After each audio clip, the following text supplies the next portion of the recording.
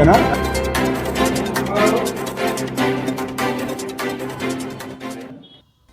చేనేతలకి బడ్జెట్లో 2,000 కోట్ల రూపాయలు కేటాయించాలని, అదేవిధంగా 25,000 రూపాయలు ముఖ్యమంత్రి గారు ప్రకటించినటువంటి వెంటనే అమలు జరపాలని, 200 యూనిట్ల ఉచిత కరెంటు అమలు జరపాలని, 11 రకాల రిజర్వేషన్లు ఖచ్చితంగా చేనేతలవి అమలు జరపాలని, ఉల్లంఘించిన పౌరులు యజమానులపై చర్యలు తీసుకోవాలని, ఈ విధమైనటువంటి డిమాండ్లతో పాటు చేనేత సహకార సంఘాలకి చెల్లించాల్సినటువంటి 203 కోట్ల రూపాయలు వెంటనే విడుదల చేయాలని చెప్పి డిమాండ్ చేస్తూ ఉన్నాం.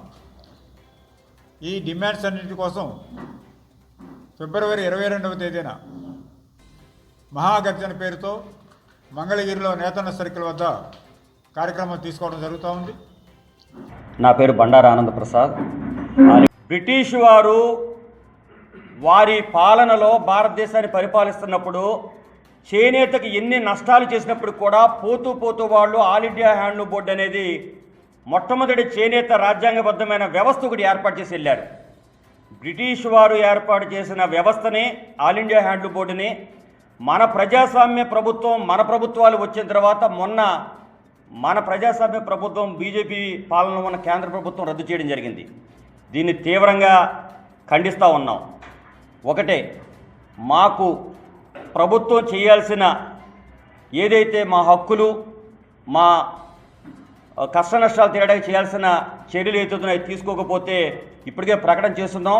ఫిబ్రవరి 22వ తారీఖున రాష్ట్ర వ్యాప్తంగా ఉన్న చేనేత అన్ని సంఘాలు, సహకార సంఘాలు, రాష్ట్ర స్థాయి ఉద్యమ సంఘాలు, కార్మిక సంఘాలు, అన్ని సంఘాలు కలిపి పూర్ణచంద్రరావు, ఆంధ్రప్రదేశ్ కాంగ్రెస్ పార్టీ వివర్సెల్ చైర్మన్గా చేస్తున్నాను. చేనేత కాంగ్రెస్ కూడా ప్రతినిధిగా ఉన్నాను. అయితే ఈ దేశంలో జరుగుతున్నటువంటి పరిస్థితులు మనం 2014 బీజేపీ అధికారంలో వచ్చిన దగ్గర నుండి కూడా గమనిస్తే, ఎన్నికల ముందు బీజేపీ ప్రభుత్వం వారు చెప్పినటువంటి పరిస్థితి,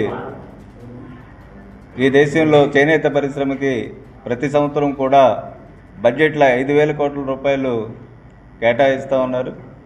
కానీ వారు వచ్చిన దగ్గర నుంచి కూడా 200 కోట్ల రూపాయల నుంచి మించి బడ్జెట్ ప్రవేశపెడుతున్నటువంటి పరిస్థితులు లేవు. కనుక దీని మీద ఈ రాష్ట్రంలో ఉన్న 15 సంఘాలు కలిసి ఓ పెద్ద ఎత్తున కార్యక్రమం నిర్వహించి మన గోడు ప్రభుత్వానికి విన్నవించుకోవడం కోసం మాత్రమే ఈ మహాగర్జన పెడుతున్నాం. సరే, మహాగర్జన మంగళగిరిలోనే ఎందుకు పెడుతున్నారని కూడా కొంతమంది అడగవచ్చు. మంగళగిరిలో పెట్టడానికి ఒక చారిత్రకమైన విషయం అవుతుంది. మనందరికీ తెలుసు, మెయిన్ బజార్లో ఉన్నటువంటి శాసనస్తంభం కొద్దిమందికే తెలియకపోవచ్చు. ఎవరైతే గోల్కొండ కుతుబ్ షాహీలు ఇక్కడ ఉన్నటువంటి చేనేత మీద పన్ను వేశారు, వృత్తి పన్ను వేస్తే ఇది కట్టలేమని చెప్పని ఇక్కడి నుంచి బందరు, పెడన, కప్పలతోటి అటువైపు వలస వెళ్ళిన పరిస్థితి చూస్తే, ఆ తర్వాత వచ్చినటువంటి ఆ రాజు ఇక్కడికి వచ్చి ఊరు మొత్తం ఖాళీ అయితే ఏమిటి అని చెప్పని అడిగాడు. అంటే మీరు పన్ను వేశారు, అందుకని జనం మొత్తం వెళ్ళిపోయారంటే ఆ పన్నును రద్దు చేస్తున్నామని చెప్పని ఆ శాసనం వేశారు. అంటే పన్ను వేస్తే చేనేత కార్మికులు ఇబ్బంది పడతారు, చేనేత పరిశ్రమ ఇబ్బంది పడుతున్నారని చెప్పని తెలియజేయడం జరిగింది. మరి అటువంటి రాజుల కాలంలోనే ఆ పరిస్థితి ఉంటే, ఆర్టికల్ 43లో గ్రామీణ కుటీర పరిశ్రమల జాబితాలో చేర్చినటువంటి ఈ చేనేతను కేంద్ర ప్రభుత్వం నరేంద్ర మోడీ గారు వచ్చిన తర్వాత ఈ చేనేత పైన జీఎస్టీ వేశారు. ఖచ్చితంగా ఈ జీఎస్టీ తీసేయాలని చెప్పని ప్రధాన డిమాండ్. ఈ కోటేశ్వరరావు, ప్రజాతంత్ర చేనేత కార్మిక సంఘం రాష్ట్ర కార్యవర్గ సభ్యుడిని. ఈ ప్రభుత్వం నూలు మిల్లులు పెట్టుకోవడానికి భారతదేశంలో ఉన్న యాంకీ యార్ను శిల్పలు తయారు చేసేదాన్ని 40% చేనేత రంగానికి ఇవ్వాలనేది డిమాండు. అంటే రాజ్యాంగంలో ఉంది. ఈ రాజ్యాంగాన్ని ఉల్లంఘించి ఈరోజు కోన్ల రూపంలో పౌర్లం మొగ్గాలకి ఎక్కువగా తయారు చేస్తుంది. ఆ ముడి పరిశ్రమకి రా మెటీరియల్ లేకుండా చేస్తుంది. దాన్ని కూడా ఉత్పత్తి అయిన రేటుకే చేనేత మగ్గాలకి అందించాలి.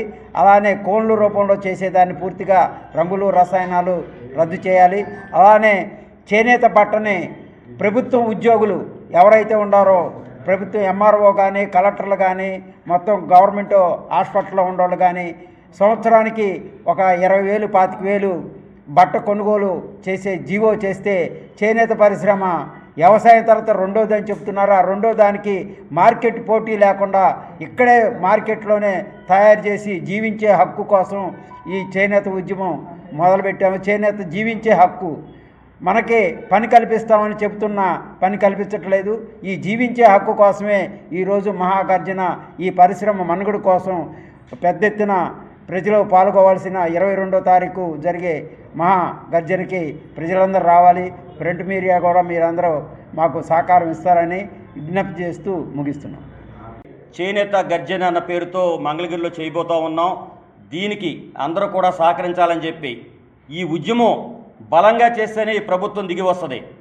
దయచేసి చేనేత కార్మికులు, చేనేత సహకార సంఘాల నాయకులు, చేనేత ప్రతినిధులు అందరూ కూడా ప్రతి ఒక్కరూ ఈ ఉద్యమం మనదే అనుకుని దీన్ని బలోపేతంగా బలంగా చేస్తేనే మన హక్కులు, మన లక్ష్యాలు, మన డిమాండ్లు సాధించుకోగలమని మనస్ఫూర్తిగా తెలియజేస్తూ అందరికీ ధన్యవాదాలు తెలియజేస్తున్నాను. కాబట్టి చేనేత వర్గాలు అన్ని వర్గాలు కూడా ఫిబ్రవరి 22వ తారీఖు మంగళగిరిలో జరుగుతున్నటువంటి చేనేత ధర్నాలు పాల్గొనాలని చెప్పి విజ్ఞప్తి చేస్తున్నాం.